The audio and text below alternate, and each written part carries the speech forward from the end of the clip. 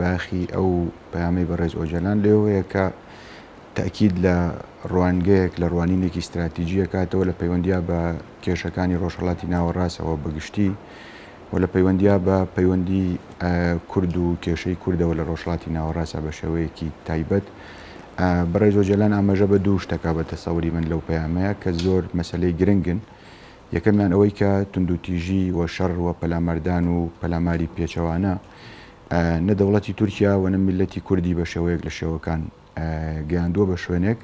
و ئەو قوربانیانەی کە لە شەڕ دراون، ئەو قوربانیانەی کە ئەگەرچی کورد خەریکی بەرگری ڕەوایە لە ڕاستیە، بەڵام گرنگی پەیامەکە لەوایە کە تەکید لەوە ئەکاتەوە کە شەڕ و نائارامی زیاتر لە ڕۆژهەڵاتی ناوەڕاستە لە بەرژەوەندی کورد نییە و لە بەرژەوەندی لە ڕاستیە دەوڵەتی تورکیا و نەیارانی کوردیش نییە لە ناوچەکەیە. و لە لایەکی ترەوە مەسلەی ئەوەی کە کێشەی ڕاستەقینەی گەلانی ئەم ناوچەیە بە شێوەیەکی گشتی و گەلی کورد بەتایبەت مەسلەی بیرۆکەی دەوڵەت نەتەوە و فاشیزمی تورکی و هەندێک پێداگیری دەوڵەتی تورکە لەسەر ستراکچەرێکی دیاریکراوی دەوڵەت و دەسەڵاتدارێتی سیاسی کە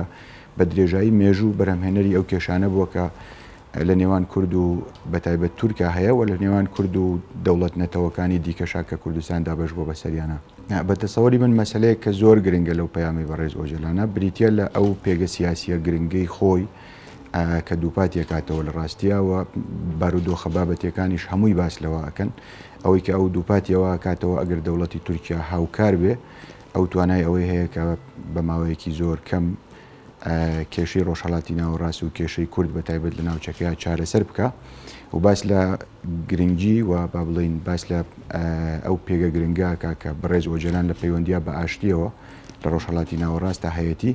و مەسلەی دووەم کە بۆ من زۆر گرنگە بریتە لەو پێداگریەی کە هەموو ئەم تاوانانە بە جۆرێک لە جۆرەکان و هەموو ئەو ڕەشەکوژی و کوشتارە بەردەوامی کە لە بینی کورد و نەتەوەکانی دیکە لەم ناوچەیە و بەتایبەت تورک ڕووی داوە و هەموو ئەو گرفتاری و قوربانیە گەورانە و زیار و زەرر و زیانە ئابووری و سیاسیە گەورانەش بە جۆرێک لە جۆرەکان لە ئەستۆی دەوڵەتی تورکیایە لە ئەستۆی ئەو سیاسەتە خراپەیە کە دەوڵەتی تورکیا بە درێژایی مێژووی خۆی وەکو دەوڵەتێکی فاشیست و فراوانخواز بەڕێوەی بردووە و بەتایبەت لە ئەستۆی ئەو ئەزمونەیە کە ئاکپارتی و با بڵین ئەردۆغان ڕێبەرایەتیەکەن. بە تەسەوری من تەوان ئەو پەیامی بەڕێز ئۆجەلان ڕۆڵە گرنگەکەی بۆ لەمە دووا بریتە بێ لەوەی کە ئاستی ئاشتیخوازی، ئاستی دیبلۆماسیەتی کوردی و ئاستی ڕەوایەتی قەزیەی کورد و ئەو پێگە نێودەوڵەتی کە وردە وردە خەریکە بۆ قەزیی کورد دروست ئەبێت قەڵەمبازێک بە تەسەوری من ئەیباتە پێشەوە دووپاتکردنەوەی ئەو ڕاستیەی کە کورد شەڕی ناوێت و بە دوای ئاشتی و بە دوای ئاسایی شاگەڕێ لە ناوچەکەیەوە ئەوەی کە شەڕ بە نەتەوەی کورد دەفرۆشێ ئەوەی کە سەرچاوی توندوتیژی و گرژی و نەهامەتی گەورەیە لەم ناوچەیە بە دەرەجەیەکی ئەساسی بریتە لە دەوڵەتی تورک و بریتە لە ئەو هێزە و با بڵێن ئەو میلیشیا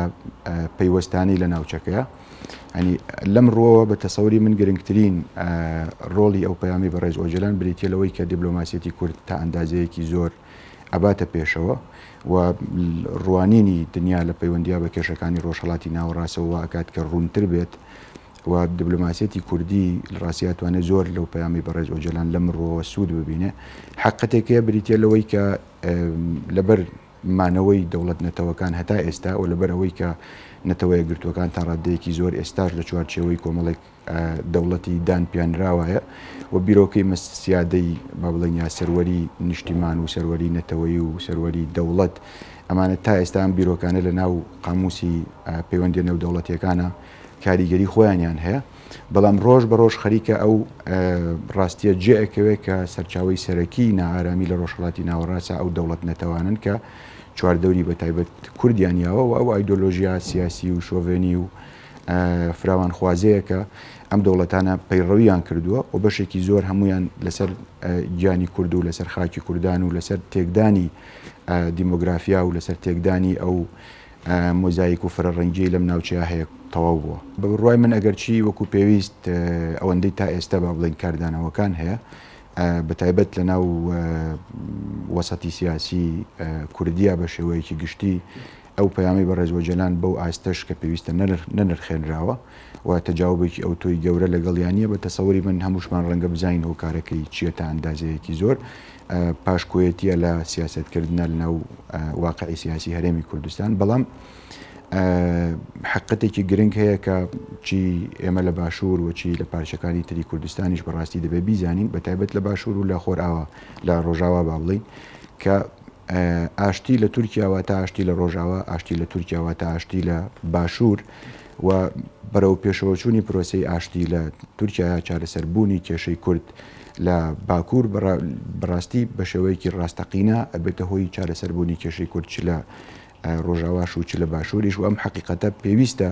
سیاسیەکانی کورد لەو ئاستە ڕاستەقینی خۆیان بیبینن و هەنگاوی زیاتر بنێن لە پەیوەندیا بە و دەست پێشخەریانەوە کە بەڕێزۆجەلان بۆ جاری دووهەمە بە تەسەوری من لە پەیامەکانی خۆیان لە دوای هەڵگرتنی ئەو گۆشەگیریەوە دووپاتێکاتەوە بەبێ یەکگرتووی کورد ڕەنگە ئەو ئامانجانەیە ئەو ئاکامانە ئەو بەرەنجامانی لێ نەکەوێتەوە کە ملەتی کورد چاوەڕێیەکە و نەبێتە سەبەبی ئەوەی کە تا ڕادەیەک سەقامگیریەکی درێژخایەن لە ڕۆژهەڵاتی ناوەڕاستە دروست ببێت ئێمە هەمومان ئەزانین کە تا ئەندازەیەکی زۆر کێشەی یەکگرتووی ماڵی کورد پەیوەندی بە بارودۆخی باشوورەوە هەیە پەیوەندی بە ئەو پەیوەندیە هەستیارانەوە هەیە کە دوو هێزی باڵادەست لە باشووری کوردستانە لەگەڵ دەوڵەتە هەرێمایەتیەکانە دروستیان کردو بە تایبەت لەگەڵ دەوڵەتی تورکیایە و ئەوەی کە تورکیا ئەوێت تا ڕادەیەکی زۆر بەڕاستی کێشەی خۆی لەگەڵ میلەتی کورد بکا بە کێشەی کورد لەگەڵ کورد و کورد بکا بە بەشێک لەو با بڵین ملهوڕیەی کە لە ڕۆژهەڵاتی ناوەڕاستە و بە تایبەت لە پەیوەندیا بە کوردەوە دەستی داوەتێک کە ئەمە تەڵەزگەیەکی زۆر مەترسیدارە بە بڕۆی من بە بڕۆی من زەمینە لە هەر کاتێکی ترێستا لەبارترە کورد لە هەر کاتێکی ترێستا تا ڕادەیەکی زۆر لانی کەم بە شێوەیەکی گشتی لە پێگەی دەسەڵات و لە پێگەی خۆ بەڕێوەبەری و خاوەنداریەتیایە لە خۆی بە جۆرێک لە جۆرەکان ململانی هەرێمایەتیەکان زۆر چڕ بوونەتەوە ناکۆکی بەرژەوەندیەکان تا ڕادەیەکی زۆر ئاشکرا بوون ئیرادەی نێودەوڵەتیش تا ئەندازەیەکی زۆر بە تەسەوری من بە ئاراستەی بەدیهێنانی ئاسایشایە لە ناوچەکە بە ئاراستەی با بڵین بەدیهێنانی مافەڕەوە و مێژوویەکانی میلەتی کوردایە هەموو ئەمانە بە تەسەوری من فرسەت و دەرفەتی زۆر لەبارن لە ئێستاە ئەگەر سیاسیەکانی کورد وەکوتم حقەتەکە خۆی ببینن بارودۆخە بابەتیەکەوەکو خۆی ببینن و ئەگەر بتوانن کە لەژێر ئەو فشار و ئەو پەیوەندیە کە بەڕاستی بە جۆرێک لە جۆرەکان پەیوەندی پاشکۆیەتیەوە بەهۆی بارودۆخێکی مێژووی و بەهۆی ململانێ و شەڕی ناوخۆ بەهۆی کۆمەڵێکی زۆری اعتیباراتەوە بە تایبەت لە باشوور هاتۆتە پێشەوە بتوانن وردە پاشەکشێ بکەن لەو پەیوەندیانەوە بگەڕێنەوە لە جیاتی باوەشی نێرانی کورد بگەڕێنەوە باوەشی کورد خۆیەوە بگەڕێنەوە ماڵی کورد جارێکی تر و پێکەوە لەگەڵ ڕێبەرایەتی ڕاستەقینەی ئەو شۆڕشە لە ئێستاە و لەگەڵ ئەو هێڵی سێهەمەیە کە پێشنیار کراوە کە دروستترین شێوازی سیاستکردنەوە بڕۆی من لە ڕۆژهەڵاتی ناوەڕاستە بتوان لەگەڵ ئەمە پێک بێن نەک ئەوەی کە هەڵوێستێکی تر بگرنە بەر